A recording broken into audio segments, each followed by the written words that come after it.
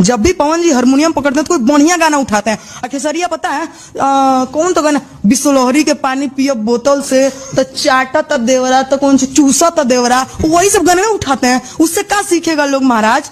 पवन सिंह जी आज क्यों ट्रेंडिंग में पता है, वो बचपन से मेहनत किए हैं। हर एक 2 गाना 3 गाने के बाद पवन जी का गाना क्यों आ रहा है, वो उस समय बजे हैं जिस समय केसट बिकता था। सही बात। ठीक है, पवन जी जैसा कोई मेहनत नहीं किया है। माता सरस्वती पुत्र कहा जाता है उनको, और गैरे आकर के उनके जैसे थोड़ी बन जाएंगे महाराज, इतना आम।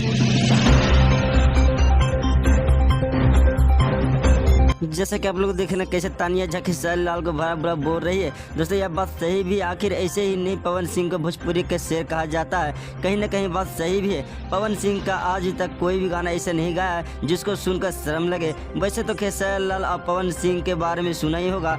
पवन सिंह को भोजपुरी का पावर स्टार भी कहा जाता है। दोस्तों पावर स्टार नाम ऐसे ही नहीं बना, क्योंकि दोस्तों पवन सिंह का कोई भी गाना जब भी निकलता है तो ट्रेंडिंग में चला जाता है। पवन सिंह और खेसारी का फैंस फॉलोइंग की बात करें तो सबसे ज्यादा फैंस पवन सिंह का ही होता है। दोस्तों आप किसके फैंस है, पवन सिंह या खेसारी लाल का कमेंट बॉक्स में जरूर बताइएगा।